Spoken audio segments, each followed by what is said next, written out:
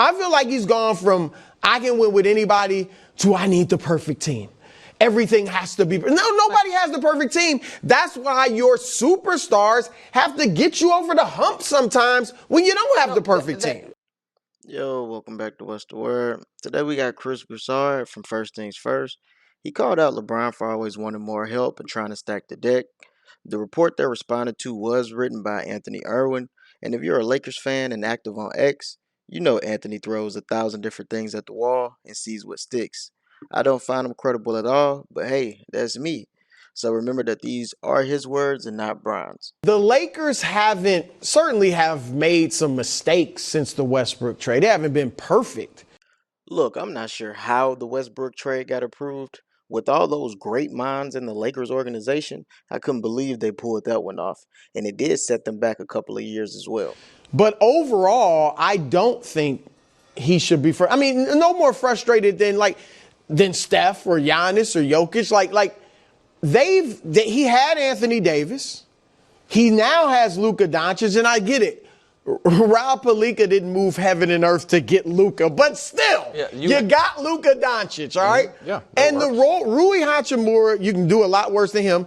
Austin Reeves, people forget, he was undrafted. They found Austin Reeves, gave him a chance as an undrafted free agent, and he's turned into a 20-point scorer. Yeah, no team is perfect. Even the most talented teams fail. The Lakers do have a nice starting five, but Rob was gifted Luka. He still sits on his hands during the summers. You got teams like Clippers, Denver, Houston. They've improved this summer. And every summer, Rob Pelinka plays cat and mouse and says how difficult it is to trade and sign players like it's not his job to figure that out. Plenty of GMs are in a win now mode and face the same restrictions. The Lakers do have a few expiring contracts they can stack up. They have the 2031 first round draft pick and Dalton Connect, who's worth a few second picks right now. Where I would also be frustrated is I just think the lack of creativity and movement. I don't think it's nothing that the Lakers have not made an offseason trade in 3 years. I think offseason trades are hard. I think these days they're even harder. Trades in general, not just offseason, they're even harder. I don't love that. They did find Austin Reeves. That's true. They also used a first-round pick on a guy who's out of the league 2 years in Jalen Hood-Schifino. So they're like a lot of teams. It's touch and go on that. I think the issue with the Lakers right now is I do really like the starting lineup.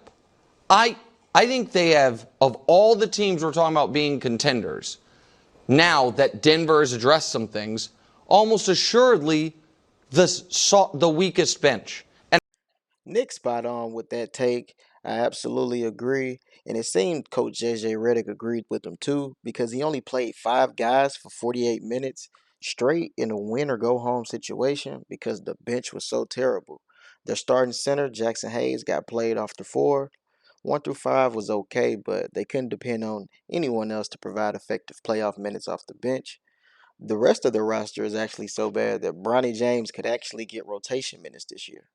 Not joking. The way Bronny has been playing in Summer League, he should contribute. Right. I think the frustration is I think that they have not treated it like we have a real shot of winning the championship. They've treated it like we have a shot at winning a championship. So they've been half measures. We'll make small moves around the edges. We want to keep our flexibility. We want to do that.